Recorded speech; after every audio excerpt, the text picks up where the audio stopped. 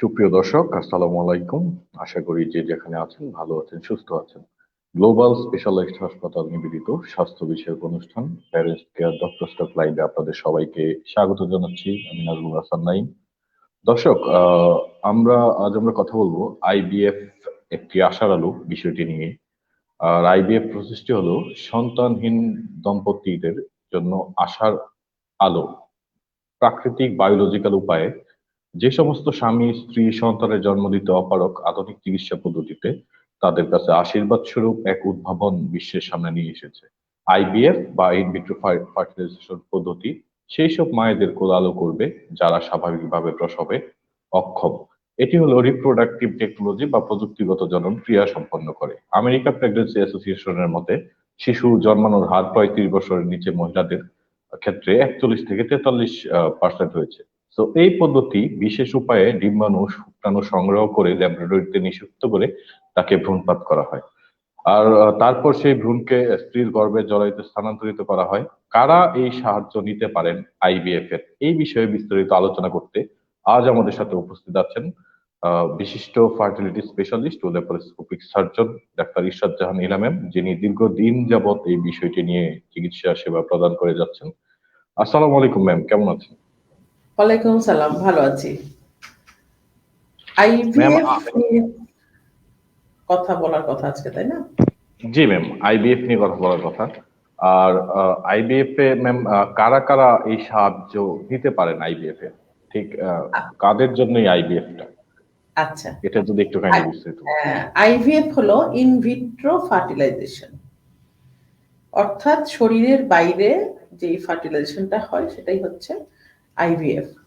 সাধারণত ওই বাবার স্পার্ম এবং মায়ের ওভাম দিয়ে তৈরি হয়, সেই ফার্টিলাইজেশন হয়ে সেই এমব্রায়োটা তৈরি হয় এবং সেই এমব্রায়োটা মায়ের জরায়ুতে দিয়ে দেওয়া হয় এবং মায়ের জরায়ুতে বড় হয়। এটি হচ্ছে আইভিএফ, অর্থাৎ ইন ভিট্রো ফার্টিলাইজেশন, শরীরের বাইরে নিষিক্তকরণ। স্বামীর স্পার্ম নেওয়া হয় এবং স্ত্রীর ওভাম নেওয়া হয়, ডিম্বাণু নেওয়া হয়, নিয়ে একটি মিডিয়ার মধ্যে একটা বাটির মতো একটা জিনিসে, পেট্রি ডিশে রেখে সেখানে কালচার করে তারপরে সেই যে ইয়েটা হয়, নিষিক্তকরণটা হয় এবং সেই নিষিক্তকৃত যে জায়গাটা ফর্ম হয় সেটি আমরা আবার জ্বরের মধ্যে দিয়ে দিই এবং সেটা সেভাবেই বাচ্চাটা বড় হতে থাকে। এটি সাধারণত যাদের অসুবিধা থাকে, অর্থাৎ কারো কোনো যদি ফিমেল কজ থাকে ইনফার্টিলিটির, অর্থাৎ তার যদি কোনো টিউব ব্লক থাকে অথবা টিউবে অসুবিধা হচ্ছে, কোনো এন্ডোমেট্রিওসিস হতে পারে, তারপরে ইউটেরাসে অসুবিধা থাকতে পারে, ইউটেরাসে কোনো হয়তো সমস্যা আছে, বা ডিম ফোটে না, ডিম বড় হয় না, এরকম কোনো সমস্যা থাকতে পারে। এই সমস্যাগুলোর জন্য যদি তার বাচ্চা না হয়, অর্থাৎ ফিমেল ইনফার্টিলিটির যে কজগুলি রয়েছে সেই কারণে যদি তার সন্তান ধারণ করতে সে না পারে, তাহলে তাকে সুপার অথবা অনেক সময় অ্যান্টিমুলারিয়ান মানে ওভারিয়ান রিজার্ভ কম থাকে, এএমএইচ কম থাকে, তখন তাকে সুপার ওভুলেশন করিয়ে বেশ কয়েকটি ডিম তৈরি করে সেই ডিমগুলি সেখান থেকে ডিমগুলি নেওয়া হয়। তারপরে এই রিট্রাইভাল বলি আমরা সেটাকে, নেওয়া হয়, নিয়ে পেট্রি ডিশে রাখা হয় এবং তার আগেই রেডি করা কালচারকৃত কালচার মিডিয়াম সহ ইনকিউবেটরে একটা রেডি করা পেট্রি ডিশ থাকে। সেই পেট্রি ডিশে আমরা সেই ওভাম অর্থাৎ ডিম্বাণুটা রেখে দিই। আর যেটা করা হয় যে স্পার্ম তো আর মানে স্পার্ম নেওয়া হয়, এবং কোনোদিন যদি এমন হয় যে মেল ইনফার্টিলিটি কজ আছে, অর্থাৎ তার সিমেন অ্যানালাইসিসে বীর্য পাওয়া যাচ্ছে না, স্পার্ম কাউন্ট কমও থাকছে অথবা থাকছেই না, নীল থাকছে, তখন আমরা যদি কম থাকে তাহলে সেটিকে নেওয়া হয়, নিয়ে সেটাকে সুইম আপ প্রসেসে সেটাকে তৈরি করে তারপরে সিমেন্ট প্রসেস করে তারপরে সেখান থেকে বীর্য নিয়ে দেওয়া হয়। অথবা যেটি করা হয়, অনেক সময় দেখা যায় একটিও নাই, সিমেন অ্যানালাইসিস করার সময় একটি বীর্য পাওয়া যায়নি, তাহলে যেটি করা হয় যে তার বায়োপসি নেওয়া হয়, টেস্টিকুলার বায়োপসি নিয়ে সেই বায়োপসিতে যদি 2টি বা 3টে স্পার্ম বা শুক্রাণু পাওয়া যায় তাহলে সেটি নেওয়া হয় এবং সেটি কালচার মিডিয়ামে নিয়ে ডিম্বাণুর সাথে মিলিয়ে নিষিক্তকরণ করা হয়, অর্থাৎ ফার্টিলাইজেশন করা হয়। এটি হচ্ছে ইনভিট্রো ফার্টিলাইজেশন, অর্থাৎ বারবার আমি বলছি শরীরের বাইরে যে ফার্টিলাইজেশনটা হয়, তাহলে শরীরে নর্মালি কি হয়, নর্মালি স্বামী স্ত্রী সহবাসের পরে স্বামীর বীর্যগুলো স্ত্রীর শরীরে মানে ভ্যাজাইনা দিয়ে সার্ভিক্স দিয়ে চলে যে টিউবে যায় এবং টিউবের 2/3 এবং 1/3 জাংশনে ওই জায়গাটায় স্পার্ম যায় এবং ওভুলেশন হয়ে ওভাম ওইখানে আসে এবং ওখানে ফার্টিলাইজেশন হয়। এটি হচ্ছে শরীরের ভিতরের ফার্টিলাইজেশন। যখন শরীরের ভিতরে ফার্টিলাইজেশন সম্ভব হয় না, অর্থাৎ আমরা যেটাকে বলি যে বন্ধ্যাত্ব অর্থাৎ সাবফার্টিলিটি, যে 1 বছর রেগুলার ইন্টারকোর্স করার পরেও যদি তাদের প্রেগন্যান্সি না আসে তাহলে আমরা তাকে সাবফার্টিলিটি বা ইনফার্টিলিটি বলে থাকি এবং সেটি হচ্ছে শরীরের ভিতরে হয়। এবং যেটা আমরা আইভিএফ নিয়ে কথা বলছি সেটি হচ্ছে শরীরের বাইরে এমব্রায়ো, যেহেতু তাকে একটু প্রসেস করা হয়, তাকে একটু অ্যাসিস্ট করা হয়, অ্যাসিস্টেড রিপ্রোডাকশনও বলে থাকি এটাকে, যে আমরা অ্যাসিস্ট করছি, নিজের রিপ্রোডাকশন হচ্ছে না তখন আমরা কিছুটা হেল্প করছি, হেল্প করে তার নিজের সন্তান এটি। হ্যাঁ, অনেকে বলেন যে এটা কি আরেকজনের সন্তান কিনা, ঠিক কিনা, অবশ্যই না। যিনি ওভাম দিচ্ছেন তিনি মা, বায়োলজিক্যাল মা, যিনি স্পার্ম দিচ্ছেন তিনি বায়োলজিক্যাল বাবা। সুতরাং তাদের যদি স্বামী স্ত্রী তাদের সম্মতিতে এটা করে থাকেন তাহলে অবশ্যই এটা এই সন্তানের বাবা মা তারা। ধন্যবাদ ম্যাম। ধন্যবাদ ম্যাম। ম্যাম, মাত্র গর্ভধারণে আইভিএফ কতটা কার্যকর এবং আইভিএফ এর স্টেপ গুলো কি কি? গর্ভধারণে তো আইভিএফ অনেকটাই কার্যকর, যদিও আমরা অনেক কিছু দেখে থাকি, যেমন নিশ্চয়ই অসুবিধা রয়েছে বলেই তাদের নর্মালি প্রেগন্যান্সি আসেনি। হ্যাঁ, তাদের শরীরের ভিতরে প্রেগন্যান্সি আসেনি কারণ তাদের অসুবিধা রয়েছে, হয়তো হাজবেন্ডের কোনো অসুবিধা রয়েছে অথবা ওয়াইফের কোনো অসুবিধা রয়েছে এই জন্য, অথবা কারোরই কোনো অসুবিধা নাই তবুও হচ্ছে, এরকম হতে পারে। তবে বেশিরভাগ ক্ষেত্রে অসুবিধা রয়েছে, এই জন্য তাদের প্রেগন্যান্সি আসছে না। আর যেটা হয় যে সেই জন্য, আর এছাড়া অনেক সময় হয় যে দেখে চেষ্টা করতে করতে বয়স হয়ে যাচ্ছে, বয়সে এগুলো ফেলিওর রেটটা বেশি থাকে আইভিএফ করলে। যদি মায়ের বয়স 40 হয়ে যায় তাহলে ওভাম তৈরি হয় না, ওভামের কোয়ালিটি ভালো থাকে না, সেক্ষেত্রে আইভিএফ ফেলিওর রেট বাড়ে। আর এছাড়া যদি বেশি খারাপ কারণ থাকে, যেমন ধরো সিভিয়ার এন্ডোমেট্রিওসিস, গ্রেড 4 এন্ডোমেট্রিওসিস যদি থাকে তাহলে প্রেগন্যান্সি আসতে চায় না, ওভাম পাওয়া যায় না, অনেক কষ্ট করে পেতে হয়। আর যদি এমন হয় যে মোটামুটি হয়তো অল্প অসুবিধা ছিল, সেখানে তাদের নর্মালি প্রেগন্যান্সি আসছে না অথবা আইইউআই করা হয়েছে তাও আসছে না, তখন আমরা আইভিএফ করে সফলতা পেতে পারি। আবার অনেক সময় হয় যে মেল কজ, যেমন শুধু হয়তো অ্যাজোস্পার্মিয়া ছিল, মা ঠিকই আছে, বয়সও ঠিক আছে, কম আছে অর্থাৎ 30-এর নিচে মায়ের বয়স, বাবা কাছাকাছি বয়স, এবং তাদের হয়তো মেল কজ ছিল, যে অ্যাজোস্পার্মিয়া ছিল, সেক্ষেত্রে টেস্টিকুলার বায়োপসি করে আমরা কয়েকটা স্পার্ম পাই এবং সেই স্পার্ম দিয়ে আমরা যে আইভিএফ করি সাধারণত সেগুলি খুব সাকসেসফুল হয়। তো এই জন্য অনেক কিছু, এই অন্যান্য ব্যাপারগুলো ডিপেন্ড করে আইভিএফ এর রেজাল্টের, কতটা সফল হবে আইভিএফ করে সেইটা ডিপেন্ড করে এটার উপরে। হ্যাঁ, আর একটা যেটা হলো যে আমরা চাই সবসময় ভালো, মানে বেশি সফলতা অর্জন করতে, তবে সত্যতা স্বীকার করে, সত্যতা বজায় রেখে। অনেক সময় হয় যে খুব খারাপ অবস্থা থাকে, হয়তো ডিম্বাণু পাওয়াই যাচ্ছে না, সেক্ষেত্রে যদি আমরা ডোনার ওভাম দিয়ে থাকি তাহলে হয়তো তাহলে সফলতা বাড়ে। তারপর ডোনার স্পার্ম দিয়ে অনেক সময় সফলতা বাড়ে, কিন্তু সেটি অবশ্য অনেকে ধর্মীয় কারণে গ্রহণ করতে চান না। আমাদের দেশে ধর্মীয় কারণে এটা করা হয় না, এটা হয়তো ভারতের সমস্ত জায়গায়, চেন্নাই, কলকাতা, এইসব জায়গায় কিন্তু ডোনার ওভাম বা ডোনার স্পার্ম দিয়ে কাজ করা হয়। এবং সেই ক্ষেত্রে যেটা হয় যে খুব ভালো ডোনার যদি ডোনার নেওয়ার সময় খুব ভালো বেছে ডোনার নেওয়া হয়। যেমন যদি ওভাম নিতে হয় তাহলে একটু কম বয়সী 18-20 বছর বয়সের মেয়েদের কাছ থেকে ওভাম নেওয়া হয়, যাতে সফলতা বাড়ে। আবার স্পার্ম নেওয়ার সময় তাই, যাতে সফলতা বাড়ে সেরকম করেই করা হয়। তো এই সবের উপর নির্ভর করে আসলে সফলতা। ধন্যবাদ ম্যাম। ম্যাম, আমরা আসলে আরেকটা ব্যাপারে জানতে চেয়েছিলাম যে ম্যাম, আইভিএফ এর স্টেপ গুলো কি কি? যেমন ম্যাম, স্টিমুলেশন ফেজ থেকে শুরু করে শুক্রাণু সংগ্রহ প্রসেস, এমব্রয়ো প্রসেস, ট্রান্সফার প্রসেস, এই প্রসেস গুলো সম্পর্কে ম্যাম যদি একটু বিস্তারিত হ্যাঁ, বলতেন। এগুলি হচ্ছে যে প্রথমে আমরা যখন বিভিন্ন রকম পরীক্ষা নিরীক্ষা করে পেশেন্টের আইভিএফ লাগবে এটা মনস্থির করি যে তার আইভিএফ লাগবে, তখন আমরা ঠিক করি যে তাকে কিভাবে কোন প্রোটোকলে দিব। আমাদের লং প্রোটোকল রয়েছে, শর্ট প্রোটোকল রয়েছে।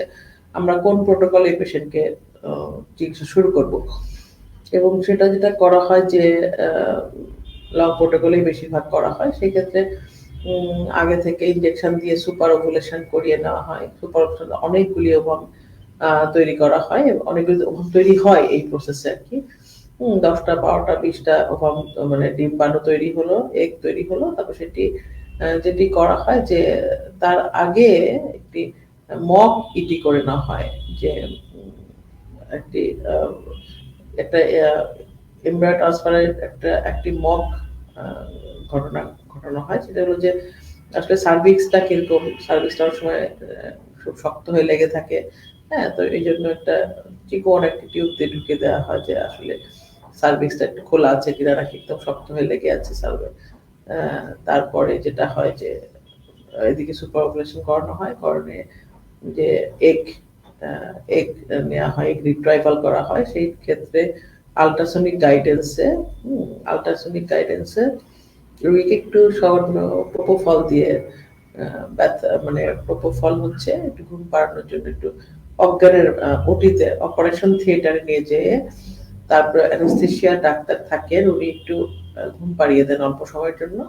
এবং উনি ঘুম পাড়িয়ে দেওয়ার পরে আমরা তাকে মাসিকের রাস্তা দিয়ে টিভিএস যেভাবে করি আমরা আল্ট্রাসাউন্ড করি, সেই রকম টিভিএস প্রবের সাথে একটি সূচা, মানে সূর্যের মতো সূচালো একটা ইয়ে থাকে, আমাদের প্রব থাকে, সেটি টিভিএস এর প্রবের মাথায় আটকে দেওয়া হয়। এবং যেটা হয় যে আমরা যেভাবে টিভিএস প্রব দিয়ে যেই ডিমটা দেখি বড়, সেখানে আমরা ওভারি থেকে পার ভ্যাজাইনালি ফর্নিক্স দিয়ে ওভারিকে রিচ করার চেষ্টা করি, এবং সে ওভারির ভিতরে ওভামকে রিচ করার চেষ্টা করি।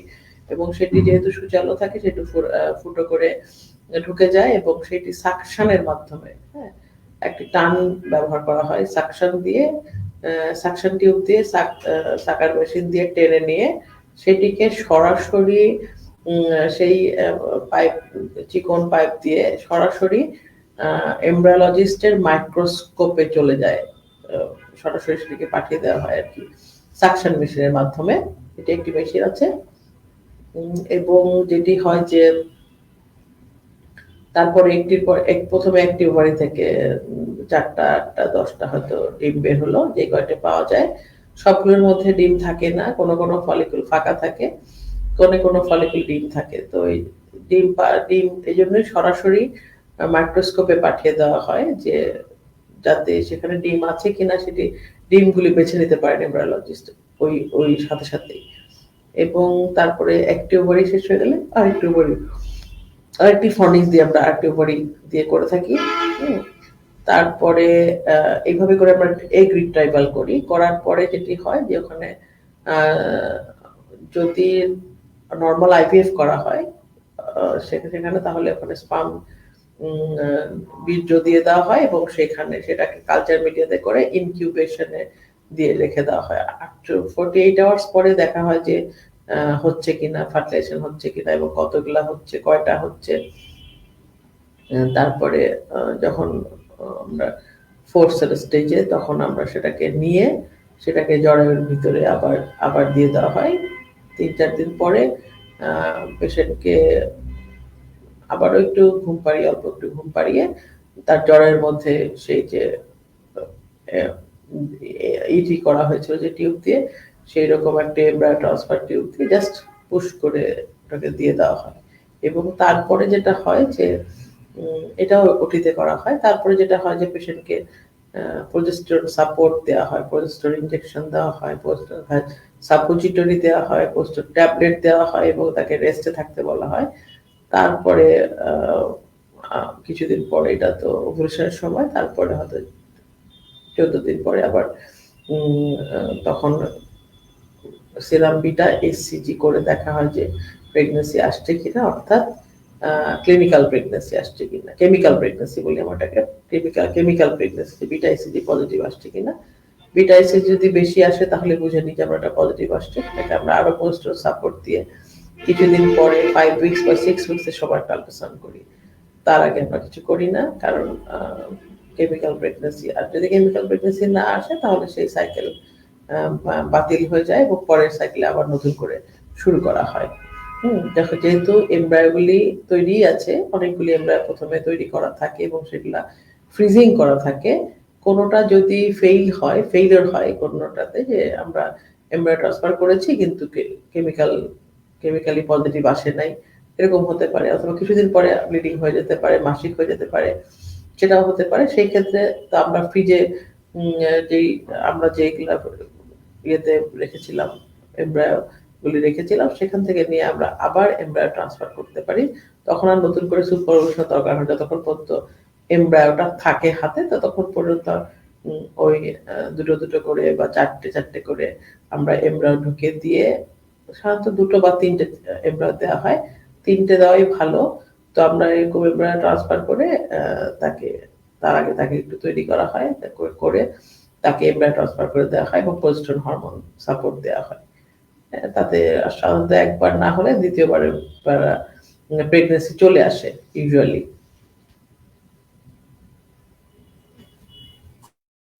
অসংখ্য ধন্যবাদ ম্যাম। ম্যাম, আমরা দর্শক প্রশ্নে চলে যেতে চাচ্ছি। সুপ্রিয় দর্শক, আপনাদের যদি কোনো প্রশ্ন থাকে, আপনাদের সমস্যাটি এবং আপনার বয়স কত সেটি উল্লেখ করে আপনি কমেন্টের মাধ্যমে আপনার প্রশ্নগুলো করতে পারেন। ম্যাম, আমরা একটা প্রশ্ন পেয়েছি, রেখা চৌধুরী লিখেছে, ma'am, I had to ectopic in a row. If IVF is not success, it's a different matter, but in IVF there is any risk of ectopic? IVF A ectopic হওয়ার চান্স থাকে না, because IVF এ তো এমব্রায়োটা ইউটেরাসের মধ্যে দিয়ে দেওয়া হয়।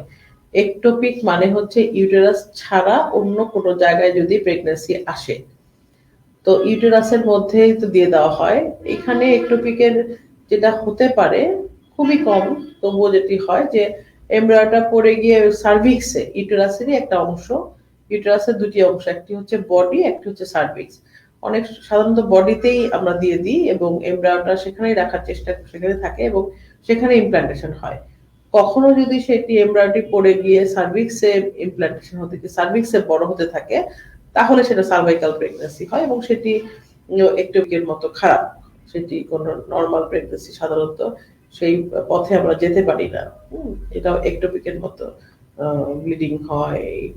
এই বাচ্চাটা টেক হোম বেবি আমরা করতে পারি না, এই বাচ্চাটি আমরা নিতে পারি না। তো সেই জন্য এই খুবই কম চান্স আছে, তবু এইটুকু চান্স আছে। আর যেহেতু তার কোনো টিউব থাকে না, টিউব ইউজ করা হয় না, টিউব অনেক সময় থাকে ইউজ করা হয় না, অথবা নাই, 2বার একটোপিক হলে তো 2টাই টিউবই নাই। তো তাহলে তার টিউবের, যেহেতু এই আইভিএফ প্রসেসে টিউব ইউজ করা হয় না, সেই জন্য মানে টিউবে একটোপিক হওয়ার কোনো চান্স নেই। তো শুধুমাত্র সার্ভাইকাল প্রেগনেন্সি হতে পারে যদি হয়। জি ম্যাম, ধন্যবাদ ম্যাম। ম্যাম, মাহফুজা তামান্না লিখেছে, ম্যাম, আমার হাজবেন্ডের এজোস্পার্মিয়া, এই প্রবলেমের একমাত্র ট্রিটমেন্ট কি আইভিএফ? আর ফিনান্সিয়াল প্রবলেমের জন্য ট্রিটমেন্ট করছি না এখন, আমি কি সরকারি ভাবে আইভিএফ এর ট্রিটমেন্ট করতে পারবো, বা বাংলাদেশে কি এরকম কোনো সুযোগ সুবিধা আছে? আচ্ছা, প্রথম কথা হচ্ছে অ্যাজোস্পার্মিয়া আমরা চিকিৎসা করি এইভাবে যে টেস্টিকুলার বায়োপসি করে নেওয়া হয়।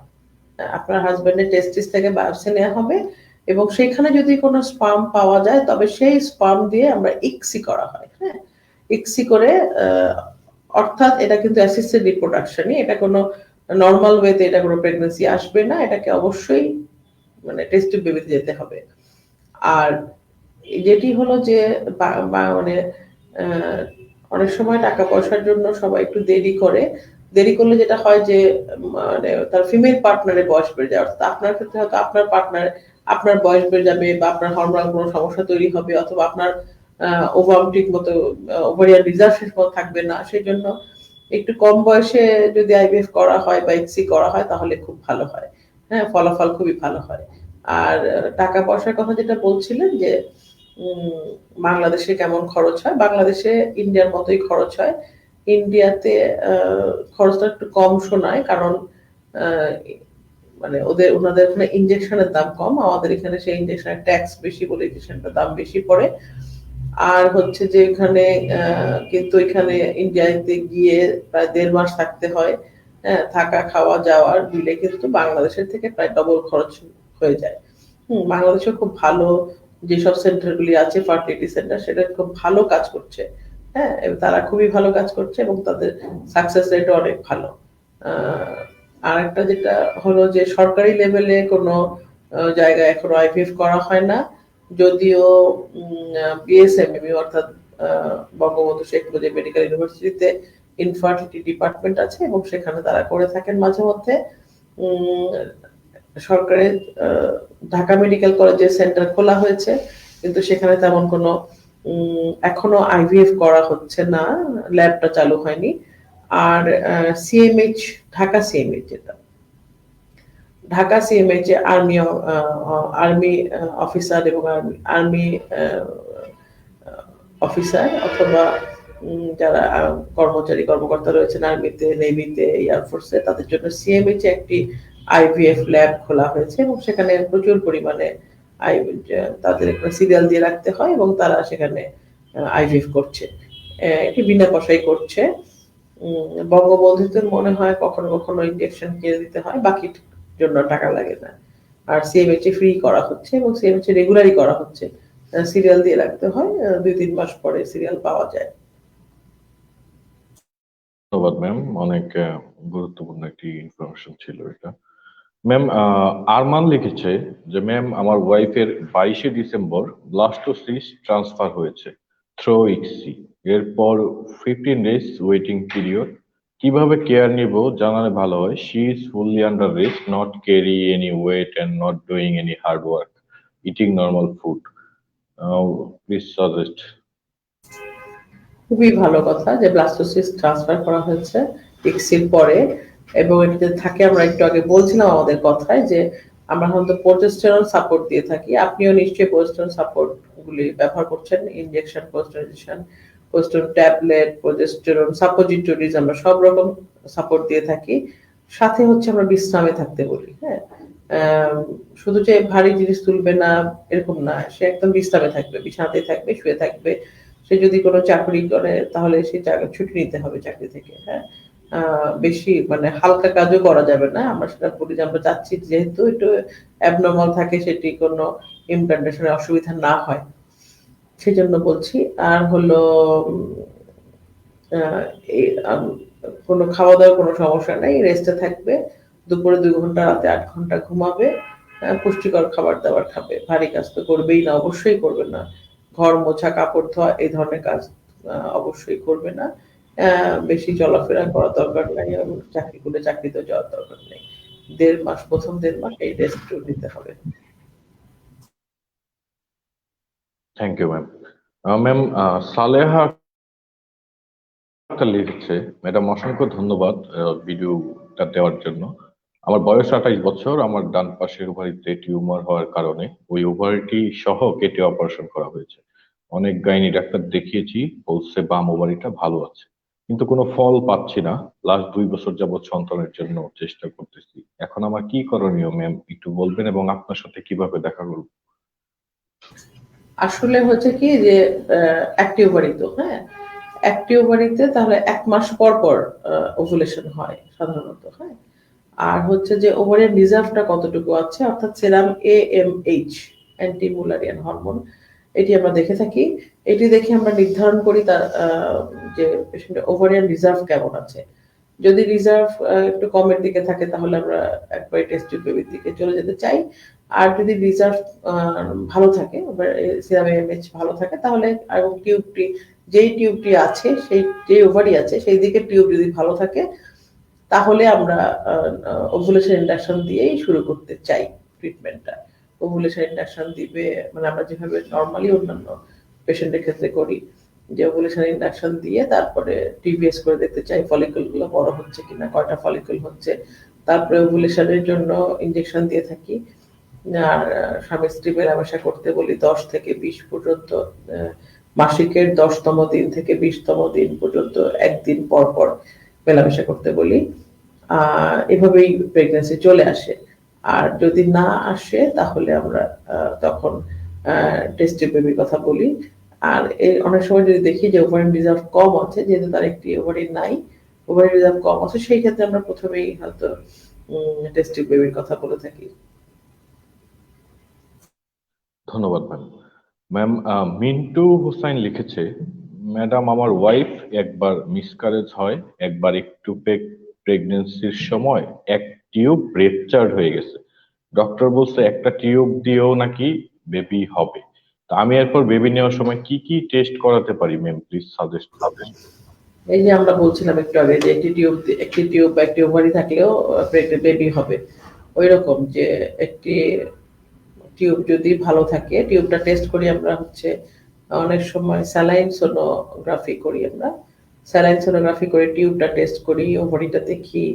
তারপরে যেহেতু আপনার একটি একটোপিক প্রেগন্যান্সি হচ্ছে, একটা টিউব নষ্ট হয়ে আছে, দেখে তারপরে আমরা স্যালাইন সোনোগ্রাফি করি আর সেরাম এএমএইচ করি।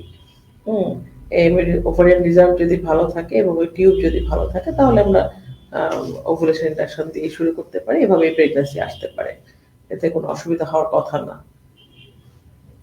এবং অনেকের হয়, যেটা বলতে ভুলে গেছিলাম, সেটা হচ্ছে যে অনেকের ইনফেকশন থেকে ইয়ে হয়, একটোপিক হয়। আমরা একটোপিকের কারণ খুঁজে বের করার চেষ্টা করি। একটোপিক যদি ইনফেকশন থেকে হয়, তাহলে ইনফেকশনের জন্য অ্যান্টিবায়োটিক দিয়ে থাকি। কারণ যদি ইনফেকশন অবস্থায় আবারও প্রেগন্যান্সি কনসিভ করে, আবারও একটোপিক হতে পারে, সেই জন্য। ধন্যবাদ ম্যাম। ম্যাম, আরেকটা প্রশ্ন পেয়েছি, উনি কোনো নাম লিখেনি, লিখেছে ম্যাডাম আমার বয়স 25 বছর, আমার বিয়ে হয়েছে 7 বছর, আমি বাচ্চা নিতে চাই, আমি লেপারোস্কোপি এবং 2বার আইইউআই করেছি কিন্তু কনসিভ হয় নাই। আমার প্রবলেম ছিল ওভুলেশন হতো না, বাট ইনজেকশন দেওয়ার পর এখন ওভুলেশন হচ্ছে, ডিমের সাইজও ভালো আছে, এখন কেন হচ্ছে না প্লিজ বলবেন ম্যাম। টিউবটা দেখতে হবে, টিউবটা ভালো আছে কিনা, 2টা টিউব দেখতে হবে। আর ডিমের সাইজ ভালো হতে হলে, কয়টি ডিম হচ্ছে, 3-4টে, বাড়িতে 3-4টে ডিম হলে ভালো হয়। তারপরে যদি না হয় তাহলে আইইউআই করতে হবে। ধন্যবাদ ma'am. Ma'am, test tube baby নিয়ে অনেকের অনেক ধরনের ভুল ধারণা রয়েছে। যেমন অনেকে মনে করে টেস্ট টিউব বেবির জন্ম আহ কৃত্রিম ভাবে টেস্ট টিউবের মধ্যেই দেওয়া হয়। তারা অনেক সময় মনে করে যে টেস্ট টিউব বেবি কৃত্রিম উপায়ে জন্ম দেওয়া কোনো শিশু নয়। টেস্ট টিউব মূলত হচ্ছে একটি চিকিৎসা পদ্ধতি। কিন্তু এই সম্পর্কে অনেকের একটা ভুল ধারণা রয়ে গেছে, অনেকে আবার ধর্মীয় বাধা, অনেক ধরনের কুসংস্কার রয়ে গেছে। সেক্ষেত্রে ম্যাম কি বলবেন দর্শকদের উদ্দেশ্যে। না, টেস্ট টিউবের ভুল ধারণা থাকার তো কোনো দরকার নাই, কারণ আমরা বলছিলাম যে যে বায়োলজিক্যাল ফাদার তার স্পার্ম নেওয়া হয়, বায়োলজিক্যাল মাদার তার ওভাম নেওয়া হয়, এবং যেটি কিনা শরীরের ভিতরে হতো সেটি শরীরের বাইরে তৈরি করা হচ্ছে, একই জিনিস। হ্যাঁ, সেই মায়ের ওভাম, সেই বাবার স্পার্ম নিয়ে সেটা শরীরের বাইরে কালচার মিডিয়াতে ইনকিউবেটর রেখে সেটি ফার্টিলাইজেশন করা হচ্ছে, এবং সেটি আবার মায়ের গর্ভেই দিয়ে দেওয়া হচ্ছে। সুতরাং অবশ্যই এটি স্বাভাবিক শিশু, এটি কোনো কাচের তৈরি কোনো শিশু নয়, এটি কোনো অবাস্তব কিছু নয়, এটা একটি বাস্তব ঘটনা। এটাকে জাস্ট চিকিৎসা করার জন্য, যেহেতু অনেক ধরনের অনেক ডিজিজেরই তো অনেক রকম চিকিৎসা পদ্ধতি তৈরি মানে মানুষ উদ্ভাবন করেছে বিজ্ঞানীরা, সেইভাবে এই বন্ধাত্ম চিকিৎসারও মানে বন্ধাত্ম চিকিৎসার উদ্ভাবন হয়েছে, যে যদি ভিতরে এরকম অনেক অসুখ থাকে তাহলে বাইরে ওটাকে দিয়ে under under control of doctor, হ্যাঁ, আর ডক্টরের কন্ট্রোলের থেকে তারপরে ওই ডক্টর ওষুধ খাওয়াচ্ছেন, ইনজেকশন দিচ্ছেন, সেভাবে বেশি বেশি ডিম হচ্ছে, সেটিকে আবার স্পার্ম নিচ্ছেন, স্পার্ম নিয়ে ওভুলেশন করিয়ে তারপরে আবার ফার্টিলাইজেশন করিয়ে তারপরে আবার সেটাকে ইউটেরাসের মধ্যে দিয়ে দিচ্ছেন। সেই গর্ভে বড় হচ্ছে, জরায়ুতে মায়ের গর্ভেই বড় হচ্ছে। সুতরাং একটি স্বাভাবিক জিনিস, সেটিকে একটু অ্যাসিস্ট করা হচ্ছে, একটু অ্যাসিস্টেড রিপ্রোডাকশন বললে আরো ভালো হয়। ধন্যবাদ ম্যাম। আমরা দেখতে দেখতে প্রায় অনুষ্ঠানের শেষ পর্যায়ে চলে এসেছি।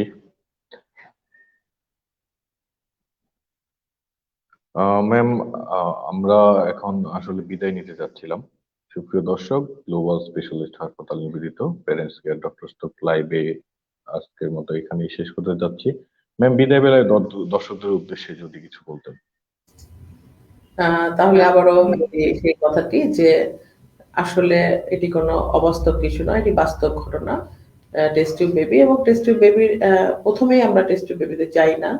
বন্ধ্যত্ব চিকিৎসার স্টেপ বাই স্টেপ, একটির পরে একটি, প্রথমে ওভুলেশন ইন্ডাকশন দেওয়া হয়, বিভিন্ন পরীক্ষা নিরীক্ষা করা হয়, তারপরে আইওআই করা হয়, তারপর টেস্ট টিউব বেবিতে যাওয়া হয়। অর্থাৎ ধাপে ধাপে আসলে প্রথম কাউন্সিলিং এবং ঠিকমতো যদি স্বামী স্ত্রী মেলামেশা করতে বলা হয়, নিয়মকরণ করে দেওয়া হয় এবং কাউন্সিলিং করা হয়, দেখা যায় প্রথমেই অনেকখানি ট্রিটমেন্ট হয়ে যায়। তারপরে ওভুলেশন ইন্ডাকশন ড্রাগ খুবই ভালো ড্রাগ, কোনো রকম সাইড ইফেক্ট নাই। এই ওভুলেশন ইন্ডাকশন ড্রাগ গুলি ব্যবহার করে তো খুবই ভালো রেজাল্ট পাচ্ছি আমরা, প্রায় 80%-এরই ওষুধেই হয়ে যাচ্ছে, ড্রাগেই হয়ে যাচ্ছে। তারপরে কিছু পার্সেন্টেজ পাওয়া যায় যাদের কিনা আইইউআই এর প্রয়োজন হয়, বিশেষ করে যাদের যে মেল ইনফার্টিলিটি কজ রয়েছে, পুরুষের কারণ রয়েছে, তাদের জন্য আইইউআই করা অথবা টেস্টিকুলার বায়োপসি করা হয় এবং তারপরে হচ্ছে আইভিএফ এর জন্য করা হয় বা ইক্সি করা হয়, ইক্সি। তো এটি আসলে চিকিৎসা পদ্ধতি। বিজ্ঞানের উন্নতির সাথে সাথে পৃথিবীতে অনেক নতুন নতুন চিকিৎসা পদ্ধতি এসেছে সমস্ত অসুখের জন্যই।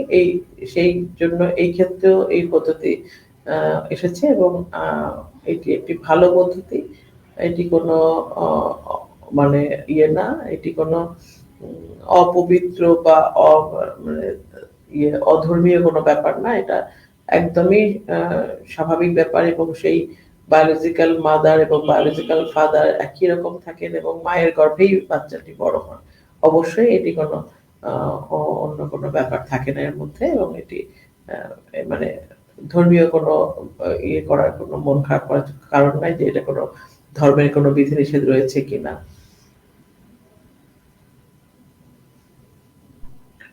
অসংখ্য ধন্যবাদ ম্যাম। ম্যাম, আর অল্প একটু কথা অ্যাড করতে চাচ্ছিলাম দর্শকদের উদ্দেশ্যে। দর্শক, ধরুন যে আপনাকে একটি বাড়ির 5 তলায় পৌঁছতে হবে। যদি সিঁড়ি দিয়ে তরতর করে 5 তলায় উঠে যেতে পারেন তবে তো খুবই ভালো। কিন্তু যদি কোনো কারণে আপনি সিঁড়ি দিয়ে উঠতে না পারেন, তখন উপায় না থাকলে আপনাকে লিফট বা এসকেলেটরের সাহায্য নিতে হবে। 5 তলায় পৌঁছানোই তো আপনার লক্ষ্য। আপনি যেভাবেই সেখানে যান, সিঁড়ি দিয়ে, লিফটে বা এসকেলেটরে, তাতে কি 5 তলা বদলে যাবে? সে তো যেমনই ছিল তেমনই থাকবে, তাই না? অ্যাসিস্টেড কনসেপশন বা সহায়ক গর্ভধারণ পদ্ধতির ক্ষেত্রেও ঠিক একই কথা খাটে। এতক্ষণ ম্যাম যেটা বললেন যে প্রাকৃতিক বা জৈবিক উপায়ে যারা সন্তান লাভ করতে পারছেন না, আধুনিক চিকিৎসা বিজ্ঞান তাদের জন্য বিকল্প বন্দোবস্ত করেছে। পদ্ধতিটাই শুধু আলাদা। নলজাত সন্তান কিন্তু আর 5টা স্বাভাবিক শিশুর মতোই হবে। এরপরেও এই পদ্ধতি বা আইভিএফ নিয়ে সংশয়, গোপনীয়তা প্রশ্ন কম নয়। পিতৃ কথাটির অর্থ শরীরের বাইরে, আর এই পদ্ধতির বাইরেই জীবন সৃষ্টি করাকে পদ্ধতিতে বলা হয় ইনভিট্রো ফার্টিলাইজেশন, যা ম্যাম এতক্ষণ আমাদেরকে বলছিল। তো চলতি কথায় যাকে আমরা বলি টেস্ট টিউব বেবি, আসলে ইতিমধ্যেই গোটা বিশ্বে প্রায় 80 লক্ষ শিশু আইভিএফ পদ্ধতির মাধ্যমে জন্মগ্রহণ করেছে, যেটি সত্যি অনেক পজিটিভ সাইন। ভারতেও অসংখ্য দম্পতি এই চিকিৎসায় উপকৃত হয়েছে। ল্যাবরেটরি থেকে মানব শরীরে কিভাবে নতুন প্রাণ সৃষ্টি হয়, বিশদে এই ব্যাপারটি বুঝিয়ে বলেছেন এতক্ষণ ডাক্তার ইসরাত জাহানিলা ম্যাম। আহ দর্শক, আমরা আজকের মতো এখানেই বিদায় নিতে যাচ্ছি। অসংখ্য ধন্যবাদ ম্যাম আপনাকে। আপনি আপনার গুরুত্বপূর্ণ সময়গুলো আমাদেরকে দিয়েছেন এবং বরাবরের মতোই দর্শকদেরকে খুবই গুরুত্বপূর্ণ উপদেশ, কিভাবে চিকিৎসা গুলো করবে, বরাবরের মতোই দিয়ে যাচ্ছেন। তার জন্য ম্যাম আপনাকে অসংখ্য ধন্যবাদ। সুপ্রিয় দর্শক, গ্লোবাল স্পেশালিস্ট হাসপাতাল নিবেদিত parents care doctor stock live আজকের মতো এখানেই শেষ করছি। আমরা ইনশাল্লাহ আগামী পর্বে নতুন একটা টপিক নিয়ে আবারও আপনাদের সামনে এসে হাজির হব। তার আগ পর্যন্ত সবাই ভালো থাকবেন, সুস্থ থাকবেন, এই কামনায় শেষ করছি। শুভরাত্রি। আসসালামু আলাইকুম।